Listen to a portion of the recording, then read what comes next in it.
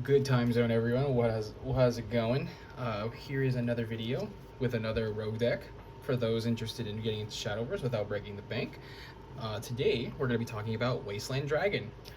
This is a very low to the ground, very aggro-esque deck, the most aggro deck of all of Dragoncraft in my opinion.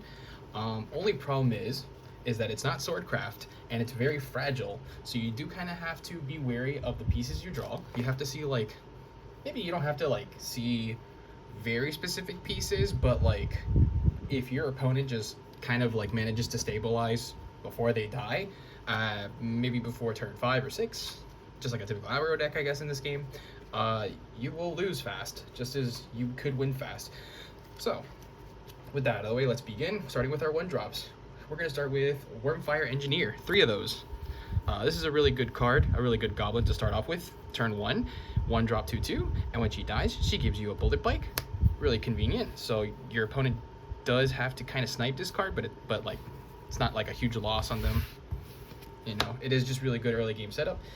Now we have the next 1-drop, Rivalian Bandit, a 1-drop 1/1. So she's deceptively also very fast. When you pump her up, she will gain Storm. And as for evolution, you have to give her, you can give her 2 evolves. I personally do 2 because being able to snipe something for 2 can be really convenient, and on top of that, you can potentially turn it into a 3/2 or a 3/3 depending on if you give her a bike or a dutiful steed. But yeah, no, she's just also a very massive include for early game.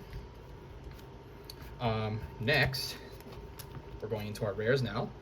We have I don't care what anyone says, I'm gonna pronounce it the way I want to. Screw you, it's my channel. Quixotic Adventurer. He is a 1-drop 2/1, also really good early game setup. You summon him, he gives you a dutiful steed. That's it. And then as for his evolve, you just honestly you only need 1 of him. Mainly because his evolve is just extremely taxing. You know, he costs 1 to bring out, but he's like, if you see there, he costs like 4 to evolve. But it's fine because when you evolve him once, and you only need to evolve him once, he's a 5/4, so he's really fucking fat. So if you just summon this dude, right, for turn, like the first turn, well, not the first turn, but like somewhere around maybe turn 4, if you summon him and your opponent for some reason does not kill this card, and then you're just like, bam, here you go, here's a 6 because you just dump one of your tokens onto him, that's kind of your opponent's fault for not killing this card. So your opponent has to be very wary of this card. Like, this card can be this card can be funny, just taking a chunk of their life out of nowhere for no reason. Next, sorry, organizing really quick. All right, next we have our only spell. Well, no, we have another spell, but this is one of our searchers, Traveler's Respite. So this deck, one of the deck's main weaknesses is that it doesn't have really a lot of search power, like some of the strong decks do, and you do need to find some certain cards really quick for, you know, getting that fast, getting in some of that fast damage.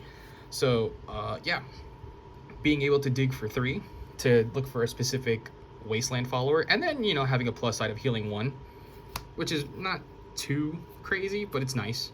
You know, it's really good. It's a really good search engine for this deck. If there's something down the line, oh god, I'm hoping for another Wasteland set. Wasteland was my favorite set when it came out. But if there is another Dragoncraft card that searches, I think Respite would probably be one of the first ones to go. Maybe. That's just a guess. I think it's still useful, but we'll see. Now for our 2-drops, we're gonna start with Vagabond Lizard. Now this guy for sure, if there's another Wasteland set that follows, I think he's gonna be one of the first ones to go. But he's still convenient for now. He's a 2/2/2. When you summon him, he makes a bike on the field or EX, and when he dies, he makes a dutiful steed on your EX. So this guy produces 2 tokens really fast, which is what your deck wants to do. It wants to produce a lot of tokens, pump up your dudes, punch your opponent, move to the next game. Bam, red deck wins. Really good card. This guy, Dragonfolk Artificer, 3 of him for sure, a 2/2/3. He is one of your other searches for the deck. You summon him, you look at top 3, you pick your favorite wasteland, bam, move on. Good include, very good include. Stays at 3 forever until there's a better card that comes out. Then maybe he goes down to 2 or 0. Now for your next evolve card, here is Wandering Chef. Now most Wasteland decks don't really care to run this guy anymore, but for this Dragoncraft deck, you kind of need to run him because, like I said, you need the search. And also he heals you too, so he's very convenient. Now you're probably asking, how much of his evolve do you run? Only the one. You only need the one. That's it, because you already have Respite. You could go for two if you don't feel comfortable. I personally run out at one, but two or one is fine. I personally run at one again, but you know, he's a two drop, 2 attack, 2 defense, who turns into a 3 attack, 3 defense, and yeah, he searches you one. He searches you one wasteland for digging for 4. Sorry, and he also will take out a dude on the board. So yeah, good trade card. Now for one of the faces of Dragoncraft, the one and only Doracle, Dragon Oracle. This deck surprisingly does care to ramp a little bit, and we'll get to one of the reasons why. But the faster you make a board, the faster your opponent dies. You don't care about drawing in this deck, at least with Doracle, ever. So that second effect might as well not even exist. This will count. The second effect, however, will count for another deck that I have planned in the future for the next video. So yeah, obviously Doracle is a massive include unless there's another card that ramps, which once again, like I said, we'll get to in a sec. Balefire Wrenchsmith. He's another 3-drop in this deck. 2/1. He automatically brings out a Dutiful Steed, and what makes him really good for now, until another Wasteland deck comes out. I don't know if he'll still be good in the future. I like him, but every time you summon or bring out a Wasteland card, he just pings a dude for 1. So you summon him, you bring out like tokens, you summon another follower, and he just kills a dude on the board that was either damaged already, or he takes out an inconvenience, and then your opponent kind of has to focus on him. He's also a lightning rod, which is really convenient too. Some people kind of make this like claim that cards like these are like kind of like bad to run. Maybe not bad to run, but like they don't like cards because they're just so easy to kill. Which I mean, like, here's my argument. If my opponent has to waste resources on this puny little turd, he did his job. Okay, now for the next card. Neril, Draconic Prodigy. She also helps ramp, but her only issue is that she needs to have a mount card on the board, which is fine. You're obviously going to produce the mount cards really quick anyways. She's really good, really like her. I love the fact that they made her in the set that she came out in. I forgot what it was. It wasn't the Wasteland. It was like the set afterwards, I think. But, you know, she's Doracle on legs, and then when she evolves, she becomes a Monster Reborn, which here she is. Bam, right here. I run 2 of these. If you want to run it at 3, sure, I think that's really greedy, but you only need 2. Her evolve effect, in case you're wondering, helps you evolve one of your dudes for free. That's insane. Really good card. She's a 2/1/1, and when she evolves, she's a 5/5. Your opponent has to kill this card unless they want to lose their entire jaw. Okay, so auto include this card. Neril never comes out of the deck. If you take the card out of the deck, I will go to your house and shave your pet off all the fur. Anyways, here is a non-Wasteland card, but you're kind of like in a bind here, so you kind of have to include this card. Suyin Sky, a 3/1/3. She has Storm and Intimidate, so it's really convenient to have, because now your opponent has to waste a spell on this card. Now, it's not a Wasteland card, but it's a card with Storm, so you spend your 3, and then it's a 2 attack. So yeah, that one is not real, but it's not a Wasteland card. But when you draw into it, you're telling your opponent, I'm going to keep hitting you with this card until you kill this. So it's a really good include. I definitely recommend it. I think the 3-drop on it is a good investment, and I'm not saying it's a permanent include in this deck, but when they come out with more Wasteland, it should be considered to take out the card of the deck. And now for the main face of this Wasteland deck, we have Reggie Peerless Artisan. Now, I love this card in this deck. She's one of my favorite cards in Dragoncraft. Her overflow effect is really cool because she gains Storm, but you mainly care about her Monster Reborn effect to just summon a card from the graveyard. Because, for example, you summon her, let's say you have a mount on the board, and then you bring back Neril. You summon Neril, you evolve Neril, and then Neril evolves her, and then let's say you have like another Wasteland card on the board. Now your entire board gains a buff a buff to have bigger numbers to attack with. Like, this is an insanely good combo. I love I love this combo. That's why I love Nero. Reggie's just such a good card for like that low to the ground strategy you want so bad.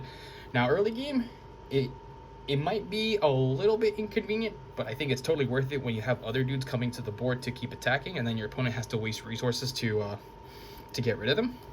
So yeah, Reggie's really good.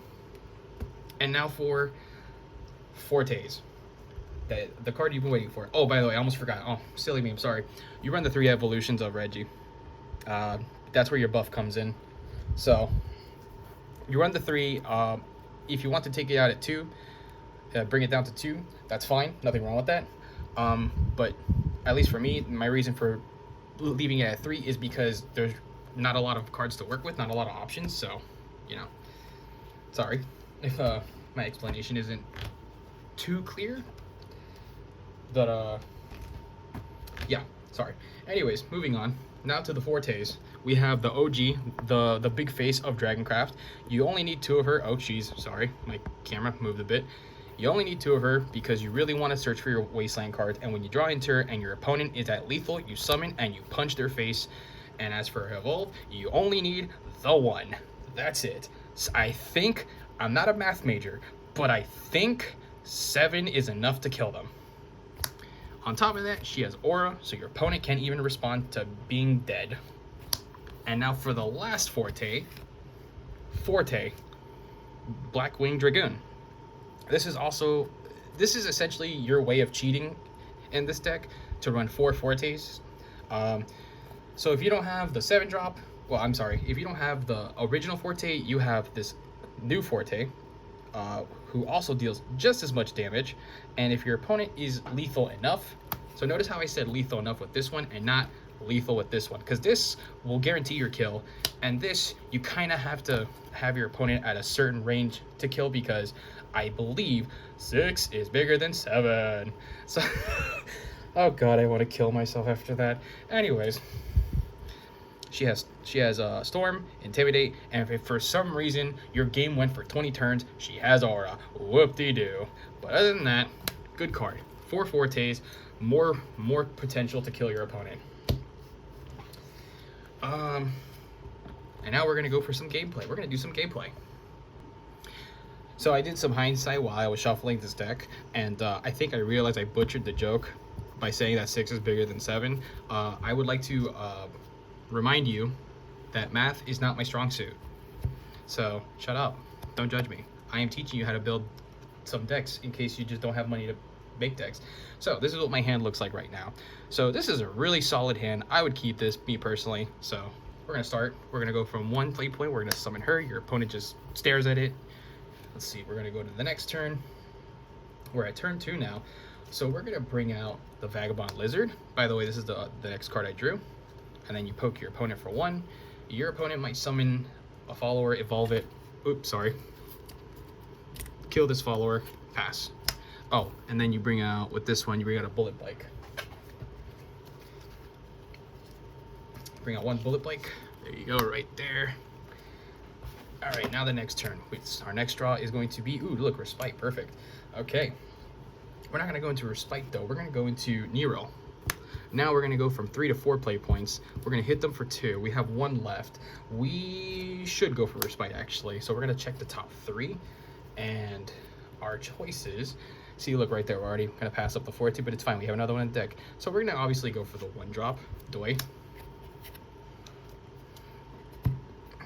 And then we're gonna pass turn. Now the opponent is probably gonna, I don't know, let's say theoretically they're gonna kill these 2 cards.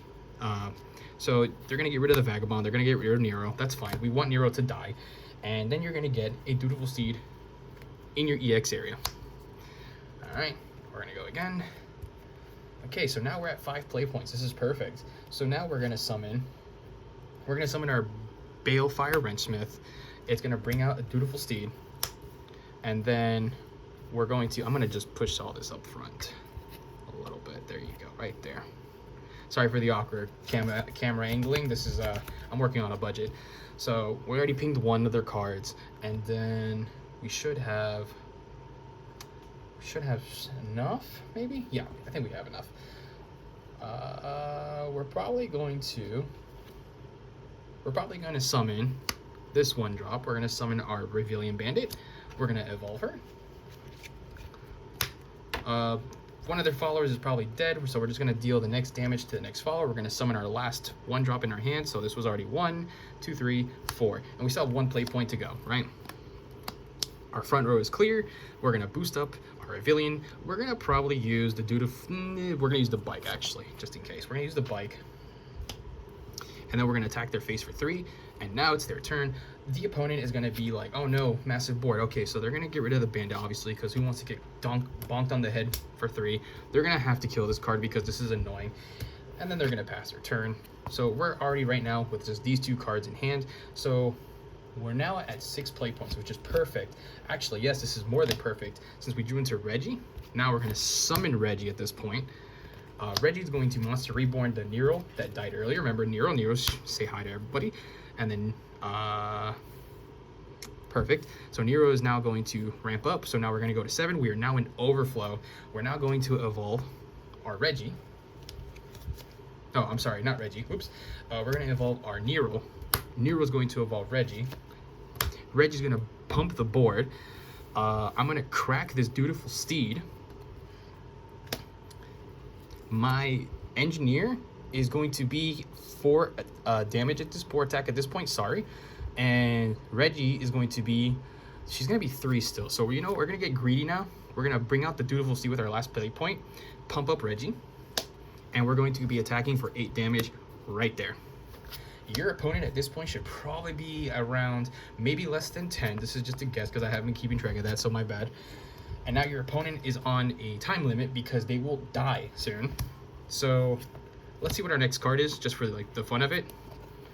That's fine. So at this point, it's kind of a toss-up. You're kind of already on. You're already kind of running low on gas. Your hand is at 2. We don't have a 14 in hand to clear the game. But yeah, this is a low to the ground, fast deck. You could potentially just punch their face really hard, really fast. But you can also die really fast too. So keep that in mind. This is a really fun deck. I think it's one of my favorite decks. Actually, just Wasteland in general was my favorite format, and I really am hoping they make a part 2 of it, like they do. Like they already have like 3 Omen sets. So yeah. Other than that, if you want to build this deck and you want to make your own modifications, I will let you know ahead of time that resources for this deck or this archetype is still pretty limited, so it might be a little bit tricky. If you want to make your own ramifications to the deck, that's fine. Remember, this series is just to help get players into the game and have sort of like budget decks that are also really good too. And yeah, have a good day, and hope this list helped you out, and hope the gameplay also helped out too. Goodbye.